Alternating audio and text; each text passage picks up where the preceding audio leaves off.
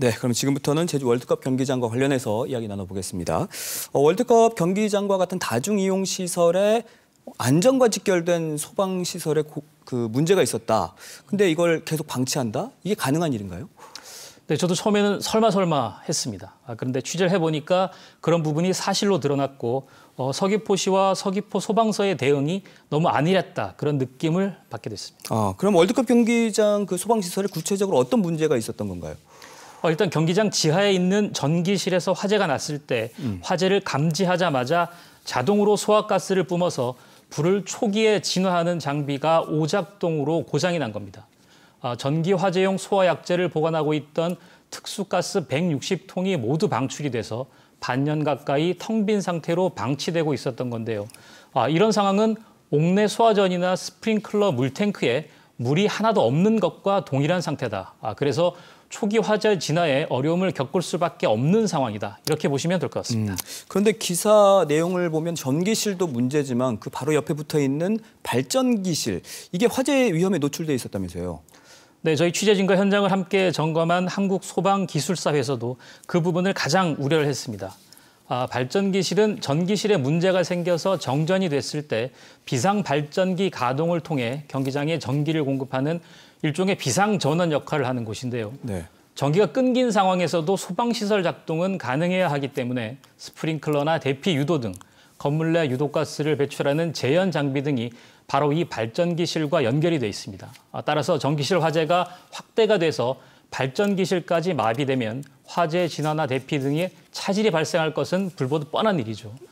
특히 월드컵 경기장에는 대형 영화관이 운영 중이지 않습니까? 그렇죠. K리그 축구 경기도 열리고 박물관도 들어서 있는 다중이용 시설이기 때문에 소방시설이 고장난 채 방치되고 있는 것은 매우 위험하다는 진단이 나왔습니다. 전문가 인터뷰 함께 들어보시겠습니다. 네. 전기실에서 화재가 나게 되면 전원이 차단됩니다. 그러면 이 차단된 전원 때문에 비상발전기가 돌아야 되는데 비상발전기도 전기실에 영향을 받아서 발전기가 안 도는 상황이 발생할 수 있어요. 그러면 소화 시스템인 소방 펌프와 또 영화관에 있는 제연 설비가 작동을 안 됨으로 인해서 화재 시에 인명이 피난 활동을 할 때 피난을 하는데 장애가 발생하기 때문에 인명 안전에 치명적이라고 할 수 있습니다. 자, 인명 안전에 치명적일 수 있다라고 했거든요. 그러면 그 소방 시설을 빨리 고쳐야 하는 것 아닌가요?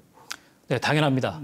그래서 경기장 운영을 맡는 서귀포시 체육진흥과에서는 전기실 소방 설비를 정비하는 비용으로 7억 원이 들 것으로 추정을 하고 관련 예산을 시 예산부서에 요청을 했습니다. 네. 하지만 서귀포시 자체 예산 조정 과정에서 한 푼도 반영이 안 된 것으로 KBS 취재 결과 확인이 됐습니다. 이렇게 시민의 안전과 관련된 예산이 이렇게나 삭감될 수가 있나 참 답답한 생각이 드는데, 근데 서귀포시가 그 K-팝 공연 예산 이거는 20억 원이나 요청을 했어요. 네, 저도 그 부분이 쉽게 이해가 되지 않았습니다. 사실 지난해에는 지방교부세를 포함을 해서 세입이 전국적으로 크게 줄어들면서 제주도나 서귀포시 모두 허리띠를 꽉 졸라매는 긴축 재정이 불가피하긴 했는데요. 그럼에도 불구하고 한정된 재원을 가지고 예산 투입의 우선순위를 어디에 둘 것인가 하는 것은 또 다른 문제거든요. 네. 결과적으로 보면 안전 예산 7억 원과 콘서트 예산 20억 원 가운데 서귀포시는 행사 예산을 우선순위로 선택했고 시민들이 안전을 지킬 예산은 뒤로 밀린 셈이 됐습니다. 보도 이후에 추가 취재를 더 해보니까 서귀포시는 지난달 말에 이상민 행안부 장관이 제주도를 찾았을 때 월드컵 경기장 소방시설 정비를 위한 특별교부세 지원을 건의했었다고 합니다. 행안부 반응도 긍정적이어서 예산 확보를 기대하고 있었는데 이 부분이 결국 무산되면서 서귀포시의 스텝이 좀 꼬였고 네. 이후 KBS 보도가 나가면서 지역사회로부터 거센 질타를 받게 됐습니다. 그래서 결국 이종우 서귀포시장이 공식적으로 사과를 했습니다.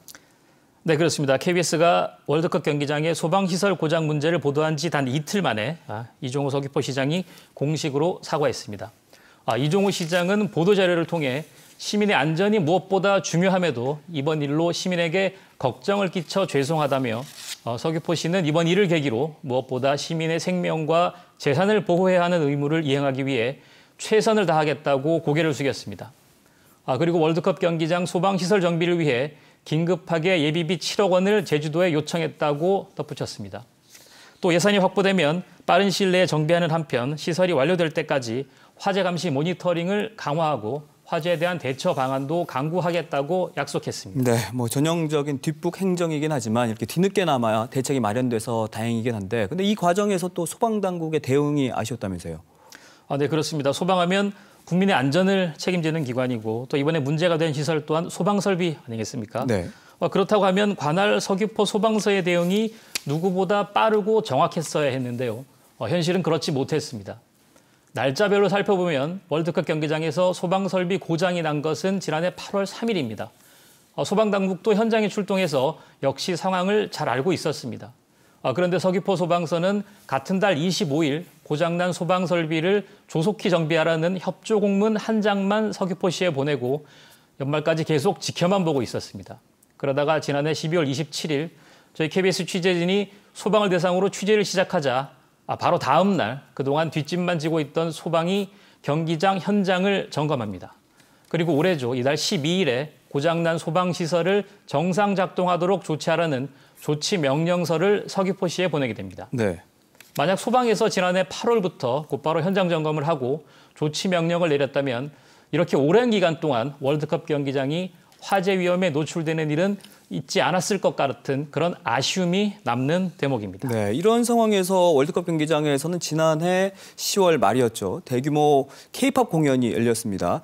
그 이태원 참사 이후에 뭐 대규모 인파가 몰릴 것으로 예상되는 축제라든지 행사에 관해서는 안전관리가 더 한층 더 강화됐다고 저는 알고 있는데, 당시 월드컵 경기장의 이 소방설비 고장 문제는 문제가 되지 않았던 건가요? 저도 그 부분이 상당히 의아해서 서귀포시와 소방을 상대로 취재를 해봤습니다. 그랬더니 실제 서귀포시가 주관하는 안전정책실무조정위원회라는 대책회의가 있었습니다. 네. 경찰과 소방, 전기 등 각 분야별로 행사 안전에 문제가 없는지 대책을 검토하는 자리였는데요. 결과적으로 이 회의는 하나마나한 자리가 됐습니다. 한 회의 참석자에 따르면 대규모 인파 밀집에 대한 통제 계획, 그리고 환자 발생에 따른 구조구급 대책 위주로 논의됐을 뿐 월드컵 경기장의 소방시설 고장 문제, 그리고 화재가 났을 때 10,000명이 넘는 관중들에게 미칠 영향 등은 회의석상에서 거론조차 되지 않았다고 합니다. 네. 우리가 평소에는 안전이 무엇보다 중요하다고 말은 많이 하지만 실제 현장에서는 안전이라는 가치가 얼마나 뒤로 밀리는지 여실히 느낄 수 있었던 순간입니다. 아무쪼록 소 잃고 외양간 고치는 일이 발생하지 않도록 시민의 생명과 재산을 보호하는 데 최선을 다하겠다는 사과와 다짐을 가슴속에 다시 한번 새겨야겠습니다. 네, 정말 아차하는 순간에 사고는 일어나는 거니까요. 안전과 관련해서는 항상 조심해야겠습니다. 오늘 여기까지 하겠습니다. 고맙습니다.